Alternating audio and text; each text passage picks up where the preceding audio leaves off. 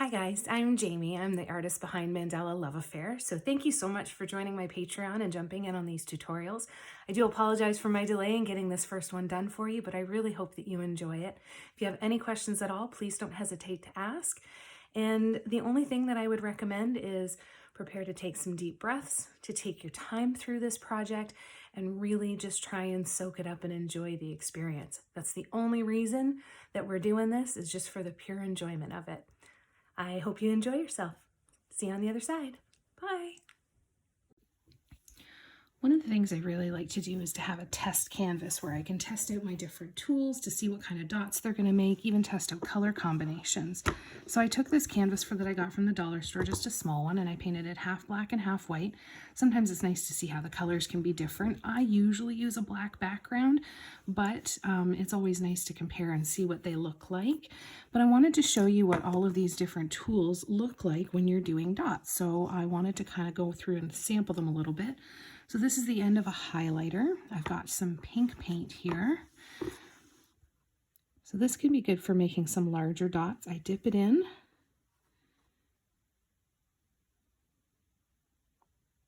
And that makes a beautiful round dot. Now I also want to show you for each of them what it looks like to do a walking the dots, because some of them are going to be better than others. So see how the paint kind of runs out after a while? So this kind of option for a highlighter would be better to use just for large dots, not doing the walking the dots.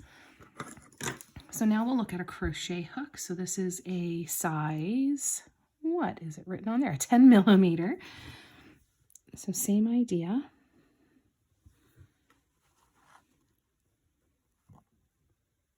Placing the dot, really nice round dot. And then for walking the dot,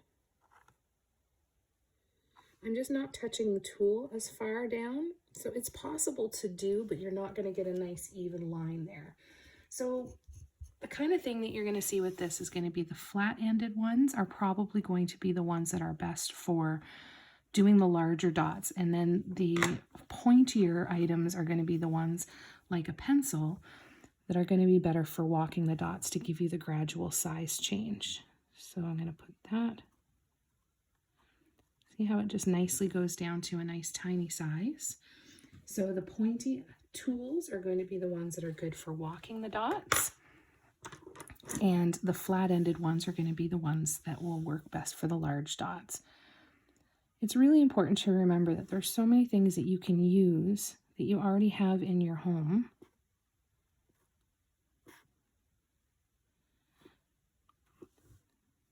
So not great for the walking the dots. You don't have to break the bank and spend a lot of money on professional tools. If you find that you really enjoy it, especially after you start doing it for a little while, you might come up with your own tools to use, or you might decide to invest in something after that. So as the paint dries, see how it doesn't do the walking the dots very well, but I got these wooden dowels, a huge bag of them for $1.25 at the dollar store. So really great to pick up a bunch of different sizes. Here's the other size that I have. Now, the one thing to remember with your cotton swabs or your wood ones is that they are going to absorb some of that paint and probably even go a little mushy. I find that with my toothpicks, that they go almost a little mushy after a while after they've been in the paint, because it just softens because of the moisture. Okay, so this is the end of another marker.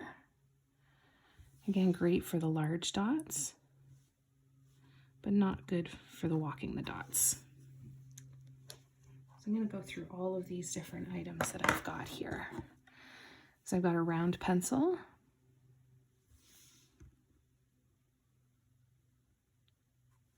Really nice round dots.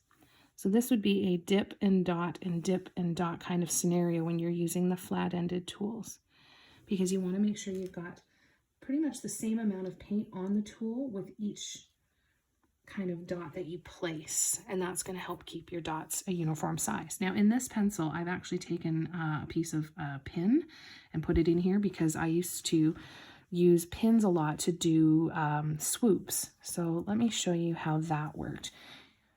It's just a sewing pin. I actually just cut it off with a pair of snips.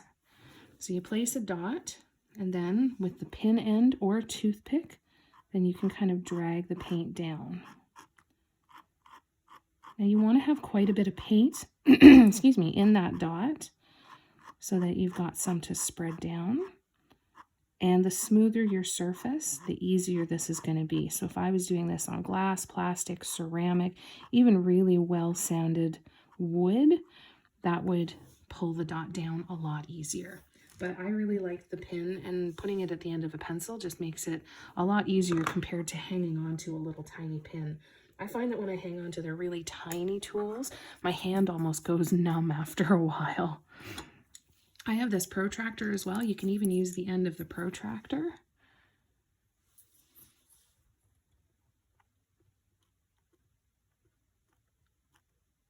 Really good for walking the dots and getting some of those tiny dots. The end of a pencil or the end of a toothpick, like this one, I find are really good for doing those really teeny tiny micro dots. So if I wanted to do a bunch of kind of micro dots around here, I can do that very easily with the toothpick. Now the key to doing the micro dots is going to be not touching the tool to the surface and really watching where it goes. So I'll show you what it looks like if I don't touch the tool to the surface, they're nice and tiny. If I do touch the tool to the surface, they're a lot bigger and the paint runs out a lot faster. Very subtle difference, but the difference definitely is there. Let me zoom in and show you that. So those are the nice little micro dots. And those are the ones a little bit more uneven because I didn't re-dip the tool with that one. And that's kind of the difference there. So let me zoom back out again here. Drill bits. Great for doing those different size dots. And here's the thing, when it comes to using the flat-ended tools, you're not stuck not being able to do the walking dots. You just have to change your tool size each time. So if you have a really big set of drill bits, you could make one dot with one size, go down a size, and then do another dot, and then another, so on and so forth, and you'll still get the look of a walking the dot kind of procedure.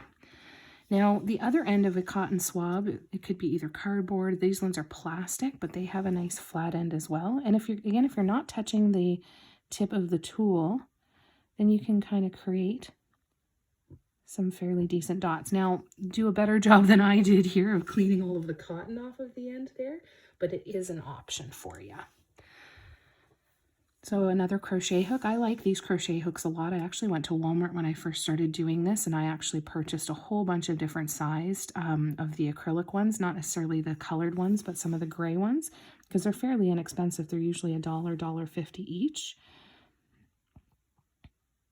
Now when you compare that kind of cost though to buying a set of tools, I got a set of 14 or 15 tools, different size ends for about $30. So when you're buying a professional set, look at your cost per tool and cost per size, because when you have a double-ended tool like these ones that I use from DIY Mandala Stones, this would be the same as buying 2 crochet hooks at $1.25, $1.50 each. So it might actually be cheaper to get yourself a set if it's something you know you want to continue doing. But try the stuff around your house first. Now you will see some artists and they will use brushes to do dots. I have not done any training on how to do this because I know the paint has to be mixed differently, but it is still an option that you could eventually try to do. I like to have a lot of these tiny little brushes around to make sure that I have the ability to do some touch-ups.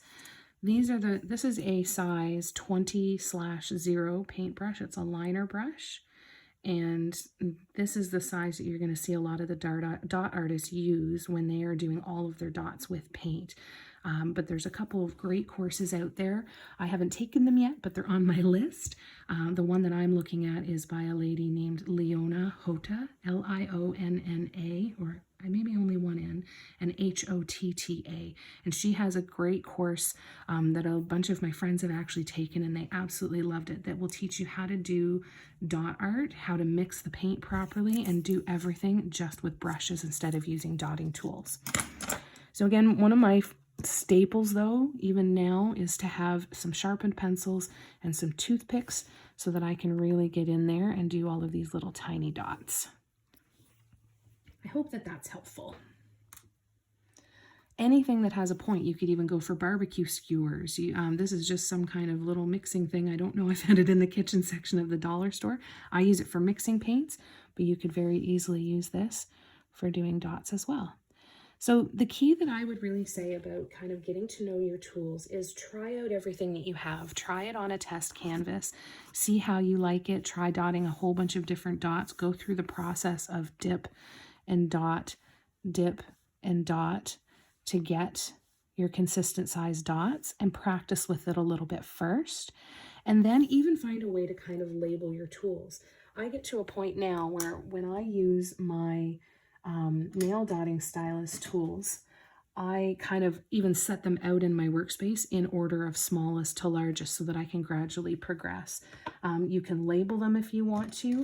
I have seen people take these nail dotting stylus tools and put a piece of tape on it and put a size from 1 up to 10, whatever, how many different sizes. It doesn't have to mean the measurement of the tool, but it can help you kind of keep an order for yourself so that you start to get used to what kind of dots each tool creates for you and the very subtle size differences, because you will end up finding some dotting tools that you look at and say, well, I don't really see a huge difference between those different tools and the different sizes. So play around with them and make sure you test them and kind of get to know how they work for you. It's really funny because now that I have the DIY mandala stones, I don't use this particular, the largest of the dotting tools, very often at all. I tend to go, when I get to a size bigger really than this end, when I'm going anything really bigger than this, I tend to switch over to the DIY mandala stones tools. So you'll see me switching around an awful lot. These are the nail dotting stylus tools that I will be using. You'll see me use all of these different ones. These blue ones here have a silicone brush on the end. I find it's great for being able to wipe paint off if I want to redo a dot. So I would scrape the paint off like this. Keep wiping off the tool. Always have a wet cloth or paper towel or something next to you so that you can wipe it off. A dry one works fine as well too, but it just doesn't get your tools as nice and clean. And if you're a little OCD like me, it feels really nice to have a nice clean tool. So then if you can get to the dot when it's still wet, it scrapes off nice and easily, and then you can just paint over it with your base color and the mistake is fixed. I have had projects where I've had to wipe out an entire row, maybe even multiple rows in a huge section to fix some mistakes that I've made. But just remember that anything is fixable. You just remove it off. That's where it's nice to practice too on a dark background, because it's much more forgiving for mistakes. So in this tutorial, you see me using these tools, any combination of these tools, and I will be using these DIY mandala stones as well. So I'm not going to be talking necessarily about a lot about the size of these different tools. I'm just going to talk to you about what size dot I'm really looking for and what the effect is that I'm looking to create. Again, that's where the really a lot of value comes in having a test canvas so that you can kind of say, this is where I'm going to test it. And once I know which tools create the look that I want, then I can go back to my project and keep working on it. Okay, so for our first project, I want to take you through all the different types of dots, the different techniques that I use most often, which is the uniform size dots, the walking the dots, and some swoops. So I am using a 5x7. This is actually a canvas magnet. I really like these because it's a really strong magnet on the side, so you can actually put your art up somewhere for you to see. I got these at Dollar Tree. I also sell them on my website as well. I have my white charcoal pencil that I'm going to use to draw my guidelines. Now, there's two different ways you can do this. If you have stencils, you can find the center of your piece and then use your stencil to draw on the piece and your guidelines, or you can use your protractor and your compass to draw it all on. I'm going to probably use this method because it's the one that I use the most. And the only thing I'm not showing here is, where is it? A ruler. So just a nice, any kind of ruler that you have to help you find the center and to draw your guidelines so they extend all the way out to the side. I'm going to use these little paint pots. You can use a palette, whatever you prefer. The reason I like these little paint pots is because I can pre-mix a bunch of colors, and especially if I'm doing a larger project, I can pre-mix a significant amount. And if I have to take a break, I can snap it closed and I'm not going to have my paint dry out. Now, if you're going to use a palette though, you can use the round palettes. I'm going to show you a really messy one that I've got a lot of stuff going on in, but any of these round palettes that you have. And then if you want to keep your paint nice and moist, then if you want to keep your paint from drying out, then you can also buy ones at Michael's that come with lids. The one thing I would recommend though is don't just rely on the lid. These are fairly flimsy lids, so they can crack fairly easily if you're not careful. But if you take a wet piece of paper towel and then fold it and put it over the little divots, then put your lid on, or if you don't have the lids, wrap it in tin foil, in saran wrap, anything like that, that will help keep your paints from drying out if you have to walk away from the project and let it dry. It's very common to have to walk away from a project and kind of let it dry before you can continue on. It all depends on where you want to set your hand. You need it to dry before you do some top dots, that sort of thing. And we're going to do a full grayscale. I wanted to keep it super simple. So we're just going to go with 2 colors of paint. I didn't want you to have to go out and buy a whole bunch of paint for the very first tutorial. So I got these at my dollar store. They're just Crafters acrylic paints. You can go with pretty much any brand that you like. The only brand that I'm not a huge fan of is Apple Barrel paints because they're very thin, but they're really good for base coats. And honestly, they have some nice colors. So I still break down and buy them every once in a while when there's a color that I really like. But I love these paints. When it comes to choosing paint, figure out the kind of finish that you like. Do you like satin? Do you like high gloss? Do you like matte finish? I love a matte finish, so you will see me almost exclusively use a matte paint. I even use a matte varnish on my finished pieces. The only time I don't use a matte is when I'm using a metallic paint. And then that's just kind of different anyway. So I'm going to start with this project and we are going to put a base coat on here. And we're going to go with my typical black base coat that I usually do. I buy just paintbrushes from the dollar store and just give it a nice even coat. Depending on how well your paint covers, you might want to do a couple of coats. The benefit of doing a couple of coats as well is that it can kind of even out the surface a little bit too, but it's really all preference for you. I have seen people use gesso to prep their canvases. That will help to smooth the surface, and it does come in black, so you can get black gesso if that's something that you want to use. Liquitex is the main brand that you're going to see, especially in craft stores like Michael's. And you're going to be able to, you should be able to find it in black. If not, you can always order it online if you need to too. So I'm not super fancy when it comes to my base coats. I just kind of slop it all on there. I probably used a little too much paint, but that's okay too. I find depending on your lighting too, you're going to find blank spots and holes that you kind of want to fill. They're a little bit patchy. And just give it a really good coat. And then we're just going to let it dry. And once it's dry, then we'll decide if we're going to do a second coat. This is pretty thick, so I think I'm not going to need a second coat on this one. The only thing I might do when it dries is paint the edges, because I like to see the edges not be white as well, especially if I'm using a black base coat. Now you could probably be a little smarter than me, maybe put a towel underneath this, and if you don't want to get your surface dirty, parchment paper works well, anything that you want to have underneath there to kind of protect your surface. So once this dries, I'm going to go through and I'm going to paint these edges. I might even just do it now. Who cares if my hands get paint on them, right? Now, when you get into the corners, you're going to get these folds of the canvas. I always like to kind of really get in there and cover those up.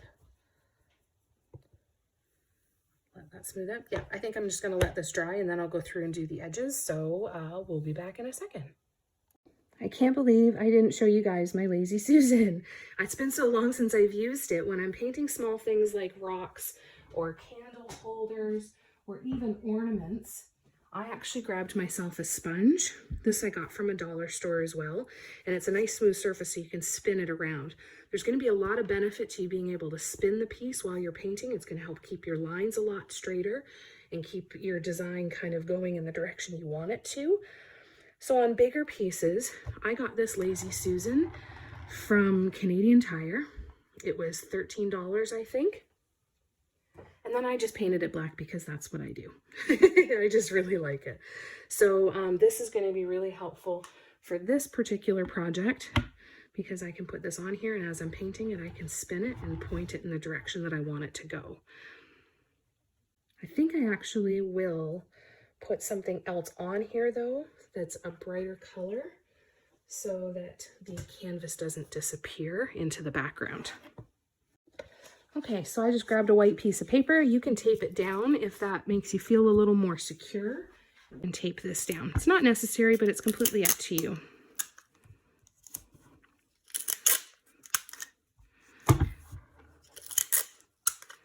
And this is almost dry.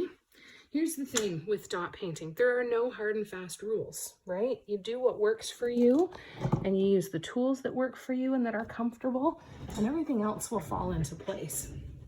It's so fun to be able to kind of just experiment with stuff. I've also learned, living in a house with a bunch of animals, I keep some tweezers nearby quite often too, to make sure that I can pull any hair out that has gotten stuck on my canvas and in my paints. But it's just part of it. It just comes with it. So I'm just going to finish painting the edges. I'm going to give it another quick second to dry. Once I finish the edges, I'm going to take a quick look at the canvas itself and see if there are any spots that look like they're missing bits of paint. And this is just paint that's left over on my brush. And then while this is drying, when we wait for it to finish drying, we'll mix some paint.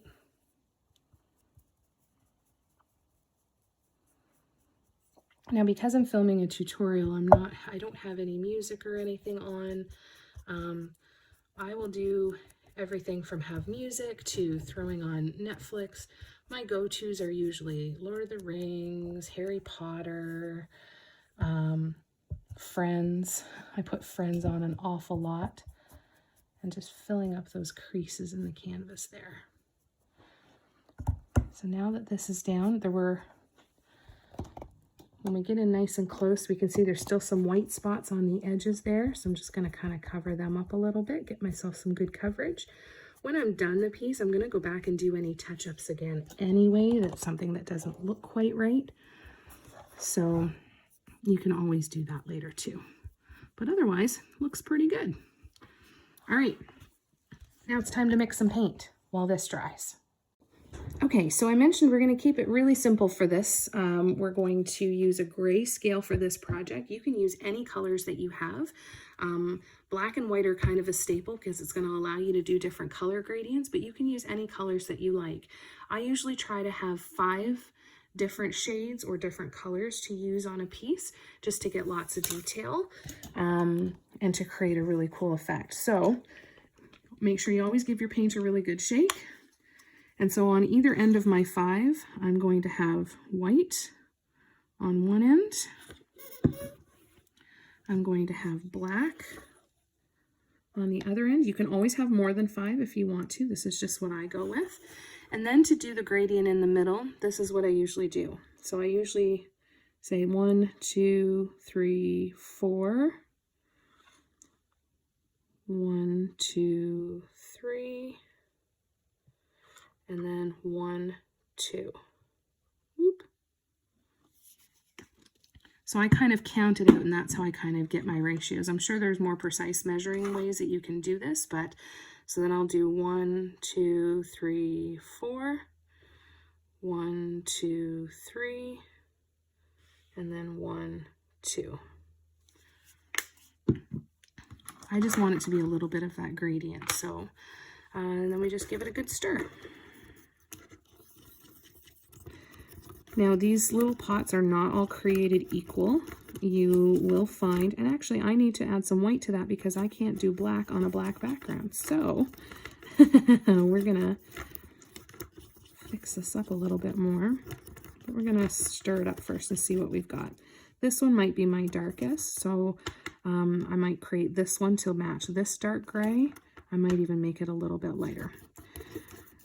You can always add more paint. You can always add more to create the gradient that you want, so you're not stuck. And that's also, especially when you're learning and you're figuring things out, that's where it comes in handy to have the paint that is less expensive. Now, you know, with Michael's coupons and all of those options that are always out there, it's nice to be able to buy some of the other paints, the Folk Art and the Deco Art Americana and everything, and they really aren't super expensive. The really expensive ones get into like your color shifts. Some of your enamel paints can be a little bit more expensive. Now the enamel paints are kind of like your multi-surface, and they'll work on smooth surfaces like ceramic mugs, glass, things like that, and you bake them to cure them. The enamel paints, I don't believe you bake the enamel paints, but I'd have to take a quick look and see. So this is a little bit dark, so I'm going to continue to add a bit of white in here because I want a very light transition. So add a bit more here, add a bit more here, and add a bit over here. Maybe I think I'll...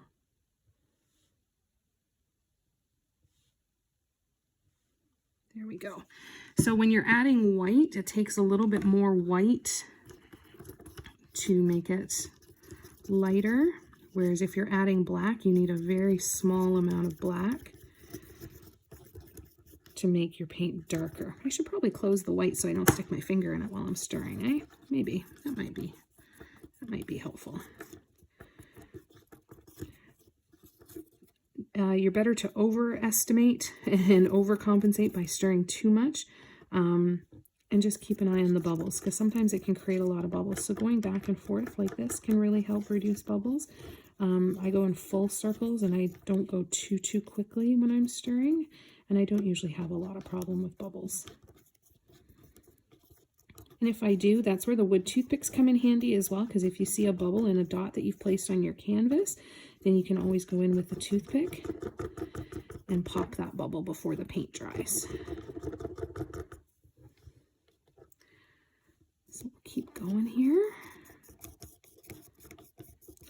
I don't have any formal training in paint color mixing or color wheel or any of that sort of stuff. I just go with what looks pleasing to my eye, and with the test canvas that can really help too. I'm kind of looking at these thinking they need to be a little bit lighter again, so we're just going to keep going until we get the desired colors that really make it feel good. I think this is still going to be a little too dark, but we'll see. Yep, so that's going to still be a little bit too dark. Oops, sorry for the noise. So I'm going to add a little bit more white to each of these. You see how we're getting closer though? So I'm going to add some more white over here. And I'm adding the same amount of white now because they're already darker than each other. So if you're sticking with about the same, and I'm going to clean off my tool before I go back into the light color.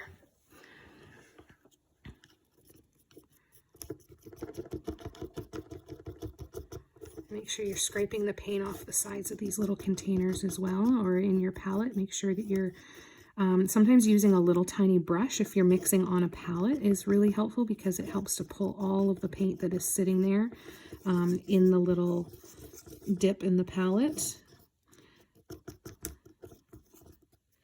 So that looks pretty nice.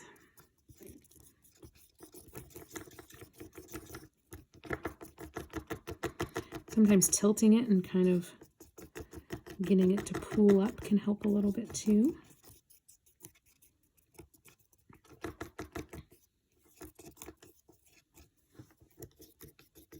So still a really nice gradient here between them. I don't tend to kind of be hard on myself for this part of the process either, because I just really enjoy it. It's fun to see what happens when you mix different colors together. So when you're mixing your colors, if you want to do kind of something like this with a gradient, then you can do this with any color palette. So I could have purple and red on each end and slowly mix them together to create that gradient. Blue and green, blue and purple, pink and purple. You could do anything you wanted there to kind of create that gradient if you want that really smooth transition from one color to the next. It's almost like you're looking for, you don't want a huge difference. You want the difference between the colors to be almost subtle. So we might even go a little bit lighter. We'll see.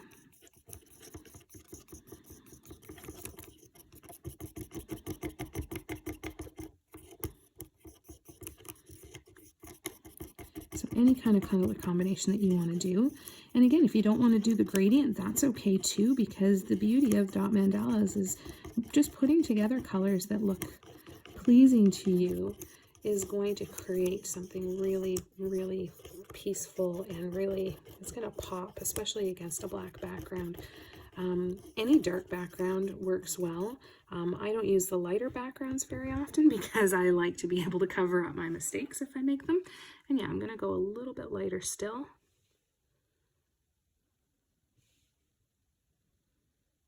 I got to do a little bit better job stirring that one. And here we go. So I'm going to wipe off my tool again before I go back into the light. And of course you could close each of the little pots if you want to as well. You might even be able to just put them in the pots and then do a really good shake. That might work too. But I enjoy this part of the process. I think it's fun to see. It helps me kind of learn the consistency of my paint when I'm stirring. I can see how watery it is. Now, if you're using heavier body acrylic paints, you're going to want to add either some water or some pouring medium in to help thin them out, because you want a fairly good consistency. You see when I pull the paint up, the peak in the pot kind of just sinks right back down and disappears. This is probably almost a little thin, but I like this consistency a lot. It makes it easy for moving the dots around, especially when I'm doing swoops.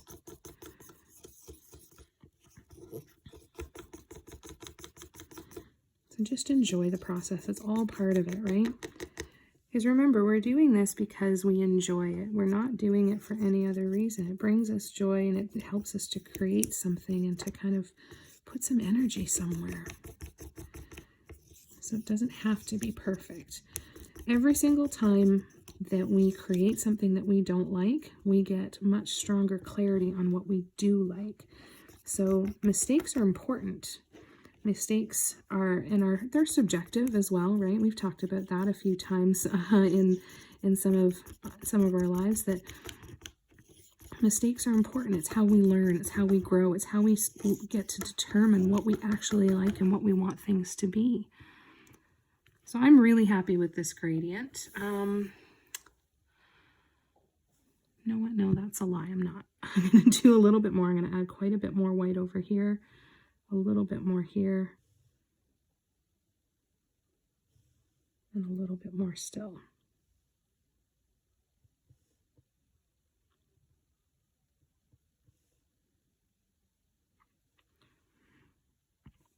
This happens for me with pretty much every project that I do, especially when I'm doing a gradient. I don't usually get it quote unquote right the first time.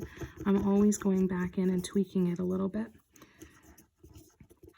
So in order to do this kind of art form, you really have to, I'm going to close these now because this one's getting a little full, so I want to tilt it. We want to make sure that we're okay with mistakes, that we're just trying things out because we enjoy them.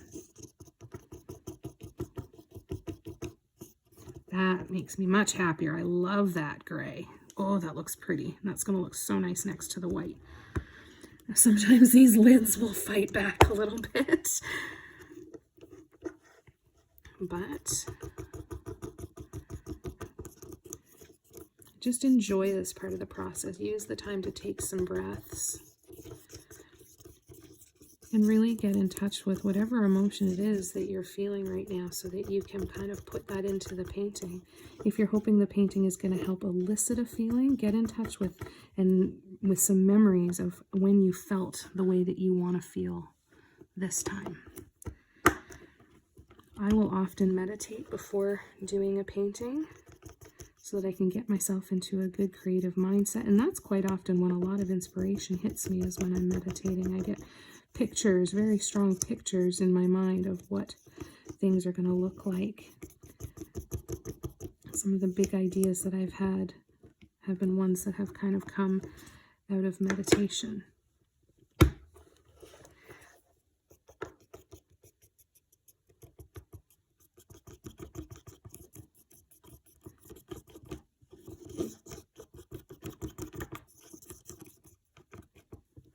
Okay, so let's see if we've got enough difference between these 5 colors. So we've got the nice gray. If anything, these 2 lighter ones are fairly close together. So you know what I'm going to do is I'm actually going to add a little more white to this one and a little more white to this one. We're going to go through this again because actually what I was thinking was that these 2 were a little too similar. So I want to create a little bit more difference there. So here we go. Oh.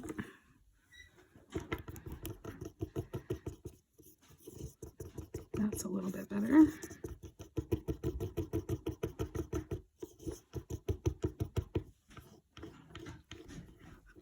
I'm going to wipe this off again. And then, sorry for the noise, you guys. We got. Okay, so we're going to keep mixing here. So see, those 2 are still a little similar, and I just got paint all over myself there. That's all right. So I'm going to add a little bit more white again, but just to this one this time. What I tend to do too is after I'm done these projects, I will actually just pour these back into a bottle and create my own kind of custom gray if I've got some gray paint, and just kind of pour it in there. Or I'll just leave it in the little pots for a little while. That's okay too.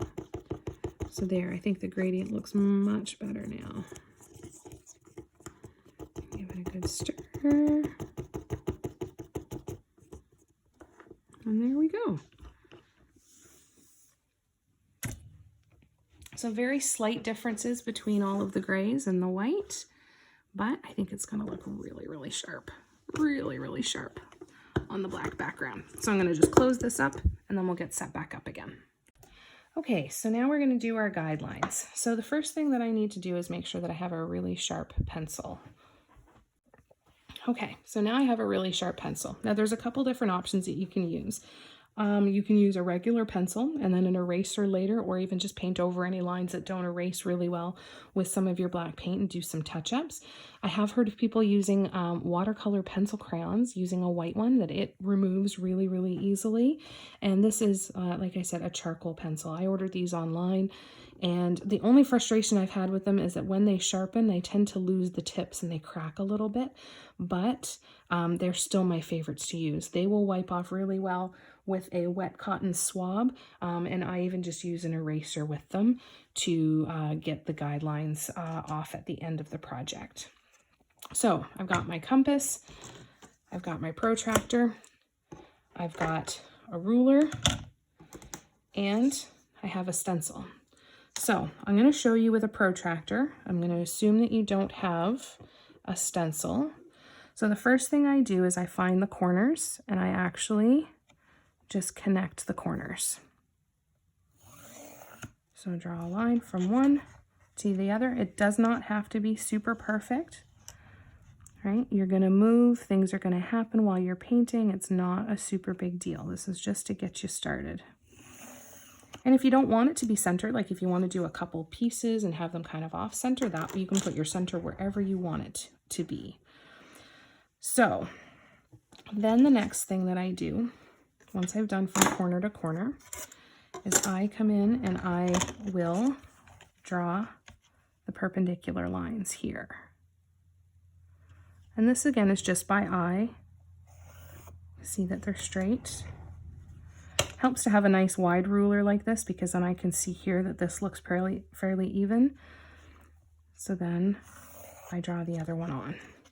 Now, so you have a couple options here, but this is all of the sections that you really, really need. If you want to add more in, then you can use your protractor Mine is too big for this one, but you can get a small protractor and I can still eyeball it to see where I want it to be, and then I can mark it on the inside. So I can look and see where this angle is, and then I can make them even. So if I didn't do the corner to corner and I just did the perpendicular lines, I can mark out all of the angles that I want. I'll show you that on another project. This one's just nice and easy because the guidelines are kind of already there for us, so we don't need to add anything more in there. So then I'm going to put my pencil into my compass. And then you just start drawing your circles. You put your compass in your center. And I sometimes will start at the very edge, figure out where my widest line is going to go. And then I work my way in. I usually do a bunch of guidelines, whether I think I'm going to need them or not, because to be brutally honest, I don't tend to plan out the project. This Lazy Susan is really helpful here too, because then you can just spin it and just hold your pencil.